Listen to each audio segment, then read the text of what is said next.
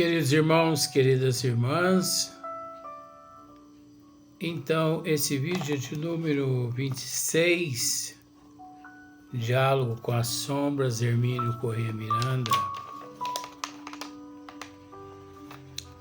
Esse capítulo, Técnicas e Recursos. Não se preocupe não, porque meu cabelo não está obsidiado não, e nem incorporado. É que eu prezo pela higiene. Eu cuido do meu corpo físico, mas eu não sou tão apegado à matéria. Tanto que não sou apegado à matéria, que ao mesmo tempo as coisas não me abalam. Interessante, né? Eu acredito não ser desse mundo de fato. Eu acredito ser de um mundo bastante primitivo. Porque as coisas não me abalam. Acidente não me abala, câncer não me abala, desencarne não me abala. Você sabe quantos dias eu fiquei de luto pelo desencarne do meu pai? Nem um minuto. E o pior é que tem pessoas que pegam no meu pé: Luiz, você é um monstro. Eu prefiro desencarnar monstro, com esses sentimentos. Eu vou repetir uma outra frase que eu disse nos vídeos anteriores. Nada melhor que a evolução e o tempo. A evolução e o tempo, ela nos mostra tudo. Agora, vejamos. Se nós estudarmos a literatura espírita, quantos milhões de seguidores do Cristo foram escorraçados aqui na Terra? Francisco de Assis, Madre Teresa de Calcutá, Irmã Dulce, Chico Xavier. Os mártires na época de Roma. Seguir Jesus é assim. Nos encontramos aqui, mas não devemos nos prender às coisas que são daqui. Por isso, eu repito, nasci assim, sou assim e vou morrer assim.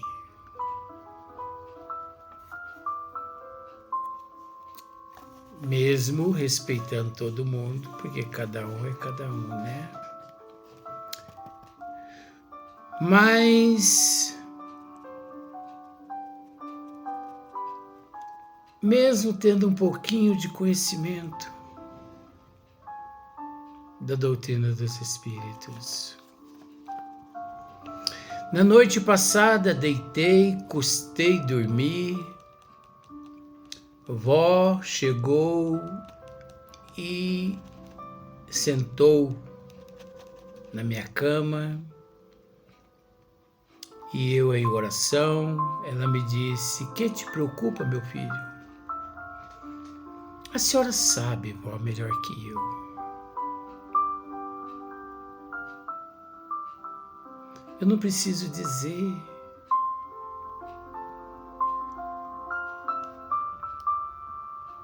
Mas dói. É um direito teu, meu filho. Sinta a dor. Mas não permita que essa dor permaneça em teu coração mais que 24 horas. Caso contrário, ela tende a obstruir uma artéria em teu organismo. Porque mente sã, corpo são. E nunca, meu filho, exija de ninguém. Nunca espere de ninguém a mesma compreensão que você tem. Mas é por isso, vó, que meu peito está doendo. Porque eu não exijo. Mas porque passo por tudo isso. Graças a Deus, meu filho, que você passa. E aqueles que se sucumbem? Ô vó, mas são ingratidões demais, não é, vó?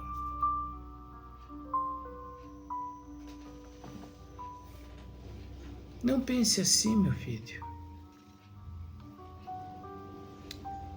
Porque Jesus, quem de fato teria que ter pensado em ingratidão. E, no entanto, em vez de pensar na ingratidão, ele preferiu no alto da cruz dizer: Pai, perdoe-os, eles não sabem o que fazem. Mas eu posso te dizer uma coisa, a vó me consolou bastante. Mas eu posso te dizer uma coisa, porque eu deitei no colo dela, ela passou a mão sobre minha cabeça,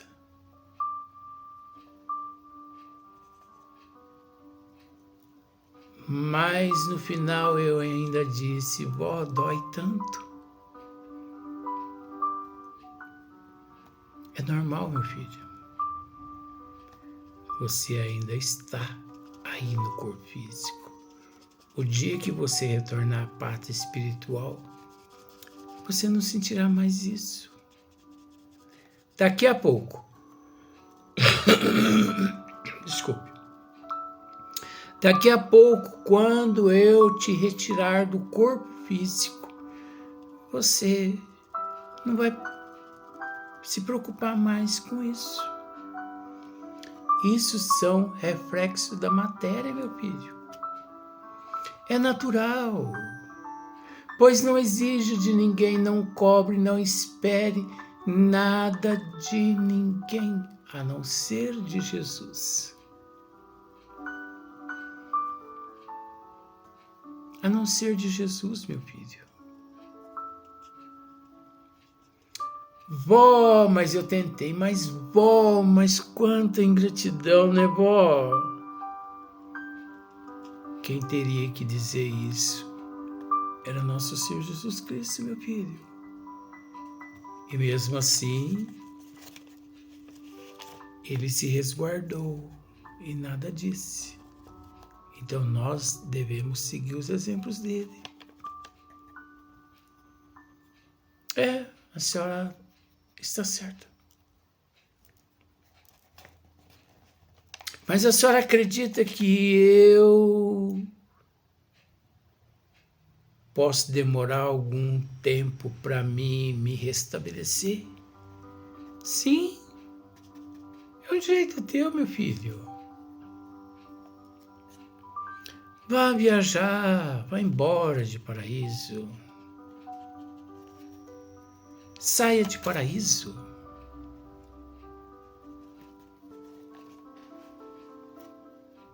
Saia de Paraíso, ela me disse. Vá viajar. Marque um rumo e vá viajar. Você pode ir para o exterior? Posso. Financeiramente posso, vó. Então vá para o exterior.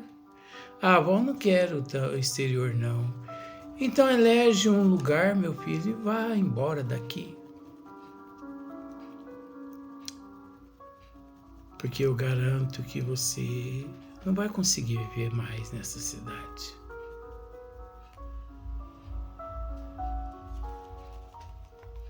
A senhora acha, vó? Acho. Eu não tiro o teu direito. Eu só tenho que te dizer que agradeça a Deus e permaneça calado. Não abra a boca. Não dê satisfação, não tente justificar a ninguém o que você sabe. Não tente justificar, porque todos aqueles que tentam justificar, meu filho, significa que tem culpa no cartório. Então, se comporte da seguinte forma: cale-se. O importante é Deus saber o que está na tua consciência. E ore pelas pessoas. E se coloque no lugar de nosso Senhor Jesus Cristo e procure entender quanto Ele não sofreu. Ai, vó, não quero nem pensar. Então é melhor mesmo que você não pense. Mas você quer um conselho? Vá embora de paraíso. Sim, vó, é verdade? Verdade. Tudo bem. Eu obedeço, senhora. Está programado? Está. Vá embora de paraíso. Então, os meus dias em paraíso estão contados. Porque eu irei embora de paraíso. Eu preciso ir embora de paraíso. Eu não consigo viver em paraíso mais. Luiz, o que aconteceu? Não aconteceu nada. Nada melhor que o tempo, o conhecimento. Nada melhor que a eternidade. E ao mesmo tempo trabalhar o nosso íntimo dizendo assim: Pai, perdoe-os, eles não sabem o que fazem.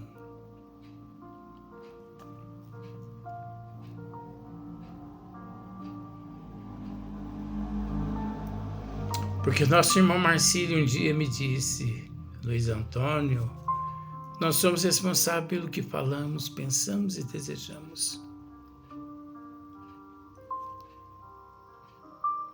Mas eu confesso a você que eu nunca, por mais experiência que tinha, eu nunca tinha passado por situação tão vexatória.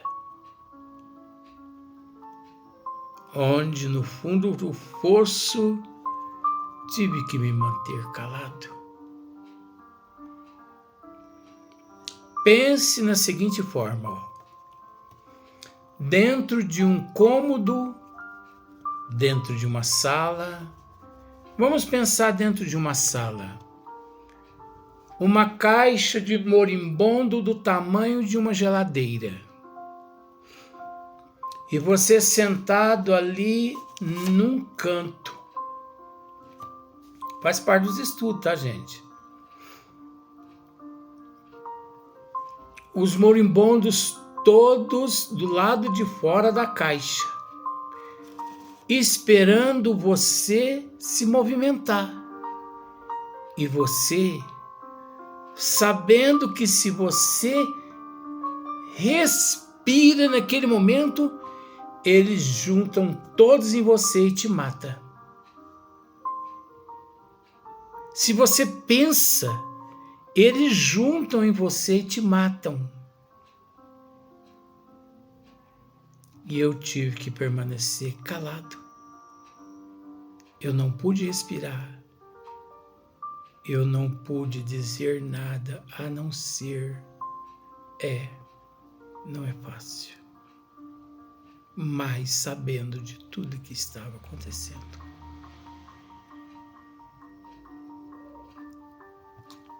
Por isso, é preferível que eu vá embora do que eu fique aqui. Porque permanecer aqui não vai ser da mesma forma mais. Acabou. Acabou em todos os sentidos.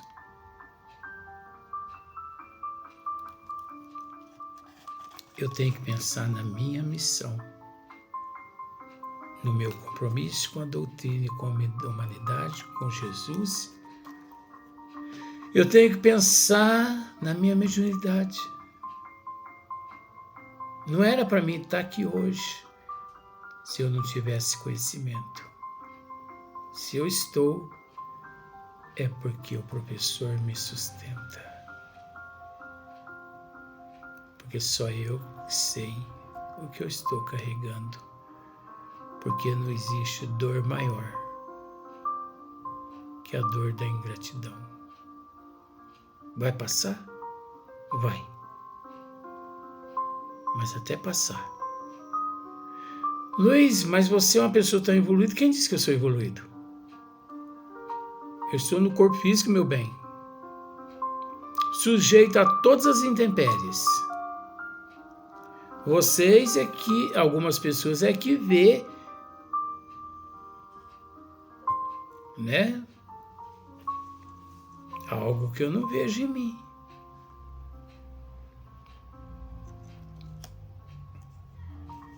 Então, Hermínio Miranda continua dizendo assim: em certas ocasiões, vem ele, revestido de um manto de mansidão e tranquila segurança.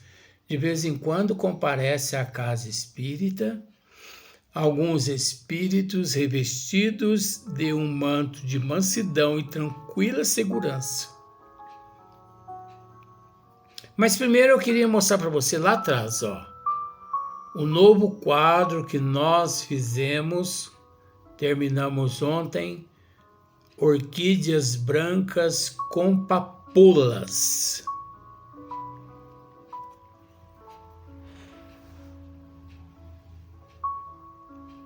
Então, dá-nos conselhos. Um deles, certa vez, começou serenamente com um apelo aos corações bem formados, numa linguagem de pacificação e entendimento. Digo-lhe que estamos dispostos à pacificação e ao entendimento, desde que ele venha em nome de Deus, mas, por mais que se esforce, coisa estranha, não consegue pronunciar o nome de Deus como eu pedira. Por fim, explode em irritação e abre o jogo, gritando que acabou a farsa e derrama um arsenal de ameaças e intimidações. Numa reunião mediúnica, encontrava-se Hermínio Miranda, reunião séria, não são reuniões meia boca, e o espírito se manifesta como se fosse um anjo. Mas, depois de alguns minutos de diálogo, o espírito teve que se manifestar conforme ele de fato trazia no seu íntimo. E ele não conseguia pronunciar o nome de Deus, e é óbvio, né, devido à forte energia. Aos que se fingem, dores que não sentem ou mutilações que não possuem, como cegueira ou falta de língua, É preciso muito tato, sensibilidade, percepção. E eu te pergunto, qual casa espírita se preocupa em orientar os integrantes conforme nós orientamos? Porque é preciso entender uma coisa, gente. Existe o livre-arbítrio, que é o direito de escolha. Os mentores espirituais, eles comparecem com esses espíritos enfermos às casas espíritas, mas nem tudo eles dizem aos doutrinadores, justamente para que os doutrinadores, os integrantes da casa, através de suas percepções, possam assimilar com bom senso,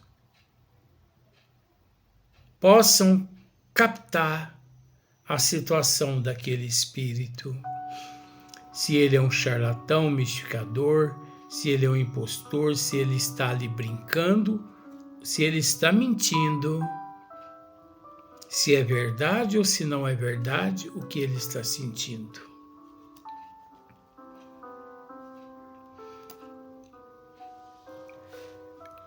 Visam com esses artifícios a distrair nossa atenção do ponto focal da sua problemática, ou simplesmente entregam-se ao prazer irresponsável de enganar, mistificar, defraudar ou então, como alguns me dizem, às vezes de esgotar o médium incumbido de dar-lhes passes. Riem-se muito dos nossos enganos. Houve um que começou fingindo uma terrível dor de cabeça. Propus-me ajudá-lo, o que fiz com passe, e ele começou a rir, divertindo-se com a minha falta de inspiração, mas por estranho que pareça, começou realmente a sentir uma dor real, o que o deixou bastante impressionado. Então veja bem, um espírito no campo vibracional do médium clamou dor de cabeça. Hermínio Miranda se prontificou a aplicar um passe restaurador, mas era mentira. Esse espírito não sentia nada. Ele queria apenas pregar um golpe em Hermínio Miranda. Mas o amor de Hermínio Miranda o levou a si mesmo a aplicar um passe naquele espírito. Mas o que ele não contava é que, de repente, ele começou a sentir dores, não só na massa encefálica, como também por todo o teu corpo espiritual. Uma orientaçãozinha. Eu estou abrindo boca, bocejando. Não é obsessor não, tá? Porque se fosse eu diria. Porque eu não tenho papa na língua quando eu tenho que dizer algo a meu respeito. Acontece que eu tomei um medicamento recomendado pelo médico e eu sou desobediente. Às vezes o médico recomenda um comprimido, eu tomo 10, 5. Então já está fazendo efeito antes da hora do recomendado. Então, se eu bocejar, me desculpe, tá bom? É para descansar o emocional, o psicológico, o coração, a massa encefálica, porque senão esse coração não aguenta, ele pode sofrer um infarto e a massa encefálica um AVC. Então, qualquer que seja a abertura da comunicação, o doutrinador deve esperar com paciência, depois de receber o companheiro, com uma saudação sinceramente cortês e respeitosa. Seja quem for que compareça diante de nós, é um espírito desajustado, que precisa de socorro. alguns bem mais harmonizados do que outros, mas todos necessitados e desejosos de uma palavra de compreensão e carinho, por mais que reajam à nossa aproximação. Os primeiros momentos de um contato mediúnico são muito críticos. Então, os primeiros contatos mediúnicos são muito críticos. Porque você imagina, o indivíduo, permaneceu trancafiado nas zonas umbralinas 5, 10, 15, 20, 30 anos, só os bons espíritos quem sabe, e de repente são retirados, tratados e levados às casas mediúnicas de desobsessão. Então, para eles, tudo aquilo ali é diferente. São muitos críticos, ainda não sabem o que vem, que vê o espírito, que angústia traz no coração, que intenções, que esperanças e recursos, que possibilidades e conhecimento estará ligado a alguém que estamos tentando ajudar? Tem problemas pessoais com alguns membros do grupo? Luta por uma causa? Ignora seu estado ou tem consciência? Tá difícil, mas a gente consegue. Do que se passa com ele? É culto, inteligente ou se apresenta ainda inexperiente e incapaz de um diálogo mais sofisticado? Uma coisa é certa, não devemos subestimá-lo. Pode de início revelar clamorosa ignorância e entrar depois na posse de todos os acervos cultural de que dispõe. Dificilmente o espírito é bastante primário para ser classificado sumariamente como ignorante.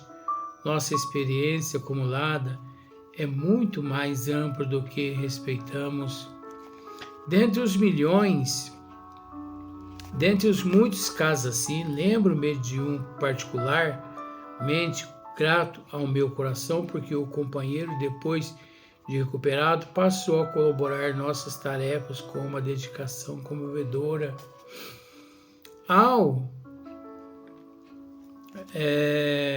Então tem aqui ao apresentar, Vamos para o próximo vídeo.